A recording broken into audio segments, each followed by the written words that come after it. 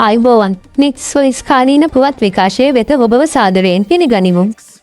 මාතර දේන්දර දේවාලයේ පෙරහැර සම්බන්ධයෙන් සංවිධානාත්මක අපරාධ කල්ලි නායකයන් දෙදෙනෙකු අතර ඇති වී තිබෙන මතගැටුමක් මේ වන විට වෙඩි තැබීමක් දක්වා දුරදිග ගොස් තිබෙනවා. පසුගිය 21 වන දින රාත්‍රියේ දේන්දර දේවාලය ආසන්නයේ පිහිටි නිවසකට නාදුනන වෙදිකරුවෙකු විසින් සිදු කළ වෙඩි තැබීම මෙයට ආසන්නතම හේතුවයි. පොලිසිය සැකපල කරන්නේ දෙහිබාලේ මල්ලි සහ කංශපානි ඉම්රාන් යන අපරාධකරුවන් මෙම ගැටුම පිටුපස සිටින බවටයි.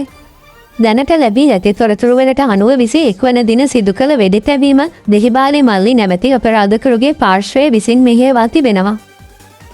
දේන්දර දේවාලයේ පෙරහැරට සහභාගී වන කාවණි නර්තන කණ්ඩායම් සංඛ්‍යාව අඩු කිරීම සම්බන්ධයෙන් පසුගිය 20 වන දින කිසිවකු විසින් දේන්දර දේවාලයේ බස්නායක නිලමේ වන තිරින මදුසංක මහතාට මරණ තර්ජනය කර ඇති බවයි වාර්තා වන්නේ. මෙම තර්ජනය සිදු කර ඇත්තේ කංචිපානි ඉම්රාන් විසින් භාවිත කරන KPI යන අන්වන්ත නාමය භාවිත කරමින්.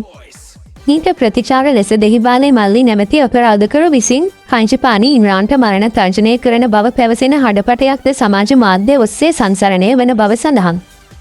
එමෙන්ම අදාළ හඩපටයට කංචිපානි ඉම්රාන් ලෙස ප්‍රතිචාර දක්වා තිබූ හඩපටයක් සහ ඊට දෙහිබාලේ මල්ලි විසින් යලි ප්‍රතිචාර දැක්වූ හඩපටයක්ද මේ වන විට සමාජ මාධ්‍ය වෙත නිකුත් කර තිබෙනවා.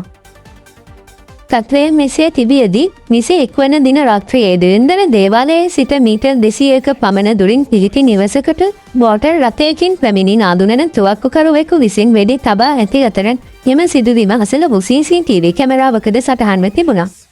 වෙඩි තැබීමෙන් පසුවද දෙහිබාලේ මල්ලි බව කියන පුද්ගලයාගේ තවත් හඩපටයක් සමාජ මාධ්‍ය වෙත නිකුත් වී තිබෙනවා. ඒ අනුව අද 23 වන දින ආරම්භන දේන්දර දේවාලයේ පෙරහැරට ආරක්ෂාව ඉල්ලමින් සහ තමන්ට එල්ල වූ තර්ජන පිළිබඳව දේන්දර දේවාලයේ මෙන්ම රුහුණු කතරගම මහ දේවාලයේ බස්නායක නිලමේවරයා වන තිරින මදුසංක මහතා විසින් මාතර කොට්ටාස ජ්‍යෙෂ්ඨ පොලිස් අධිකාරිවරයා වෙත පැමිණිල්ලක් සිදු කර තිබෙනවා. පෙරහැරේ ආරක්ෂාව සඳහා පොලිස් නිලධාරීන් 500කට අධික පිරිසක් අනුයුක්ත කිරීමට පියවර ගන්නා බව මාතර කොට්ටාස ජ්‍යෙෂ්ඨ පොලිස් අධිකාරිවරයා ප්‍රකාශ කළා. එසේම ලබන 29 වන දින පැවැත්වීමට නියමිත දේන්දර දේවාලයේ පෙරහැර වෙනුවෙන් පොලිස් විශේෂ කාර්ය බලකාය යුද හමුදාව සහ පොලිසිය එක්ව විශේෂ ආරක්ෂාවක් යෙදවීමටද පියවර ගෙන තිබෙනවා. එසැනින් පුවත් දැනගැනීමට නෙට්ස්වොයිස් YouTube නාලිකාව සබ්ස්ක්‍රයිබ් කරන්න. ස්තුතියි.